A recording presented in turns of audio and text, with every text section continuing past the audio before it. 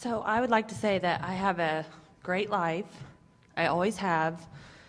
I agree with the young gentleman about string theory because I found that about 10 years before I found law of attraction, so that's pretty amazing. But my life is really great. I own a business. I was only 24 when I started it. Everything just sails along for me the way it's supposed to. And one thing that would make it even more better, if I could get a handle on ambivalent feelings when I have two choices and I torture myself. Which way? What if? Don't know which one's right. Try to decide which action to take. Absolutely. Well, if the choices feel ambivalent, then it doesn't matter. Flip a coin. And Either way, it'll be we're not okay. kidding, because the universe has the ability to deliver many, many paths to the end result that you're looking for. And the belief that it's just one way and not the other is just crazy. Doesn't it make sense that if your point of attraction is as you say it is, and it is, that the universe that would be like saying, Abraham, I went to a buffet and there was more than one thing there. And I didn't know what to do. That would be me. But that's silly, isn't it? Mm-hmm. Because you can accept that there are many delicious choices, and it really doesn't matter which delicious choice you make, it's going to be delicious. And that's the way we want you to understand. Sometimes people have a sort of attitude that they're afraid that their ship will come in and they will miss it. And we say there's always another and another and another and another and another, because your point of attraction is attractive. And law of attraction is yielding to you many, many, many, many, many, many options. And so if you can just relax and say, it doesn't really matter, I'm just going to choose one and line up with it, then in the details of it as it unfolds, more options will reveal themselves, you see. There are so many ways to satisfy the intentions that you hold. And we really want to soothe you, to soothe the notion that there is a wrong choice, because you can't get it wrong. And the reason you can't get it wrong is because it's never done. So even if you were to choose something that, as you get down the road a little bit, it doesn't satisfy everything that you wanted, in that choosing and in that exposure, there were new rockets of desire which puts you in a clear place of choosing again. You see what we're getting at? We think that what makes you afraid that you might make the wrong choice is that you're like a lot of people. You've been under scrutiny of people who are looking at you. There are a lot of people that just want you to always make the right choice because they want you to choose what they want. In other words, most people are seeking some sort of agreement from you, you see. And when you sort of set that aside by looking for the agreement that comes forth from within you, then you will feel free in all of that.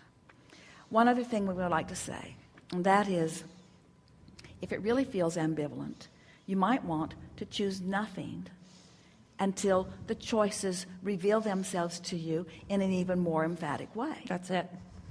But the thing about that is, you can miss a lot of fun by waiting for it to be perfect before it's perfect.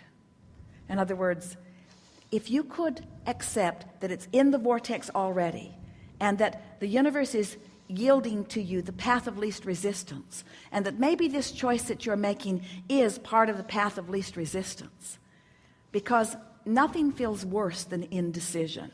And that's what you were describing. Indecision, that feeling of indecision is what keeps you from allowing movement.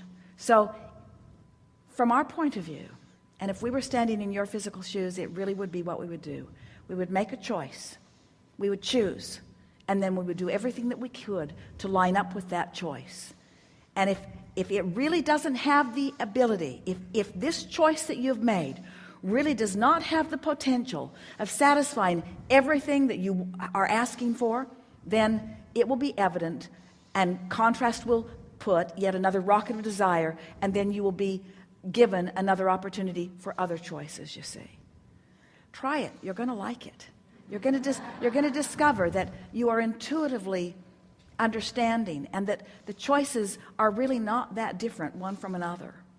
You're right. And I think I've already been doing that. I think I wasn't aware of it. So if I make a choice, then I definitely notice all of the things around me are pointing me to that choice. Yeah. And so I shouldn't doubt or second guess my own self. Just follow the choices. Keep beating the drum of why this was a good decision, and look for the positive aspects in that choice that you've made, and use that focus as your reason to line up with who you are, because you see, let's back up just a little bit. We're at the ending of the time, but we really want to bring this to a powerful conclusion, because it's a wonderful new place in this leading edge understanding of the way the law of attraction works and about deliberate creating.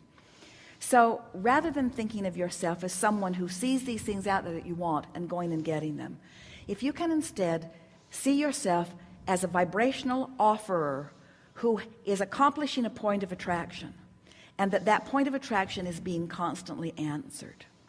So what you're thinking about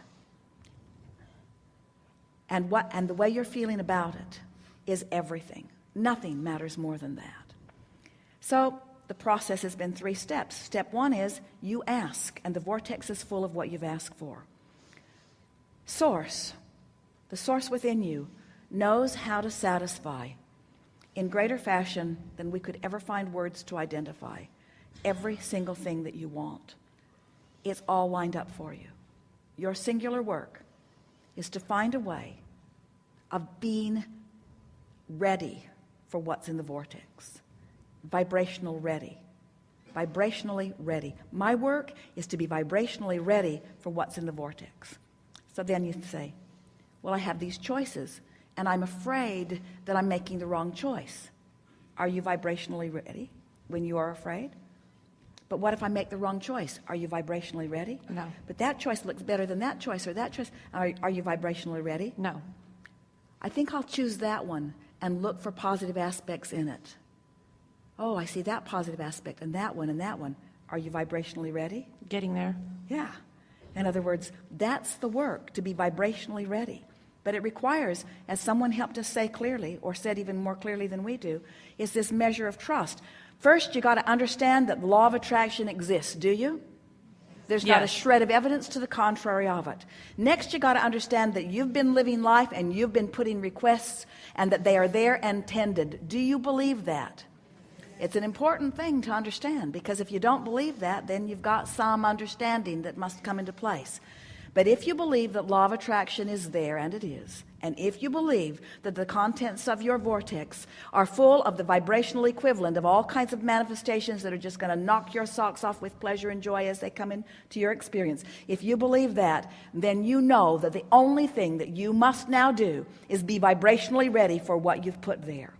And we want to tell you that every day you're vibrationally ready for some of it. That's why the things come into your experience that do. You just want more creative control of that. You want more fun.